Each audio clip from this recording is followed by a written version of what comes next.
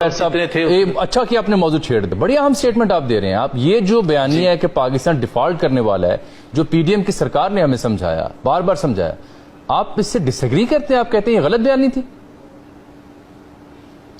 اور اس کا بڑا سمپل سیب ہے، کوئی اتنی راکٹ سائنس نہیں ہے.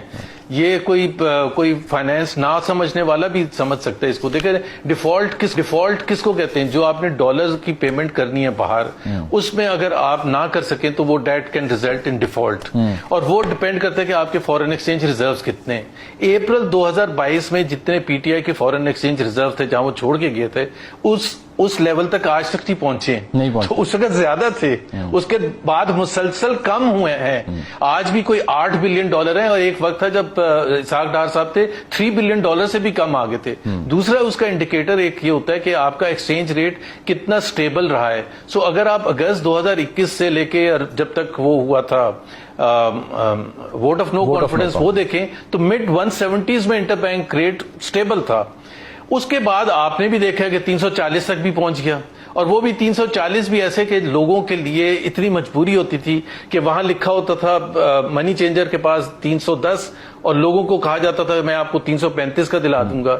اور وہ رک ہی نہیں رہا تھا پروسیس. تو ڈیفالٹ کا دوسری بات ہے جو سب سے اہم بات ہے، اگر وہ مان بھی لیا جائے کہ پی ڈی ایم کی حکومت جب آئی تھی تو ڈیفالٹ ہونے والا تھا کیونکہ آئی ایم ایف کے ساتھ جھگڑا ہو گیا تھا، تو مفتاح اسماعیل جب فائنانس منسٹر تھے تو اگست 2022 میں سٹاف لیول ایگریمنٹ ہو گیا تھا آئی ایم ایف کے ساتھ. 29 اگست کو 2022 کو بورڈ نے اپروو کر دیا تھا. 5 سپٹمبر کو آپ کو پیسے بھی مل گئے تھے. تو پھر کون سا ڈیفالٹ ہونا تھا؟ ہاں، اس کے بعد جب اسحاق ڈار صاحب آئے ہیں، اور آپ کو بھی یاد ہوگا ان کے بیانات جو تھے کہ they can go back and I don't care a damn, we will give them befitting reply. I remember Jio کی اسکرین پہ انہوں نے آنر کیا سٹیٹمنٹ دی تھی شاہزیب کے ساتھ. I remember it. جی بڑی اہم سٹیٹمنٹ دے رہے زبیر صاحب.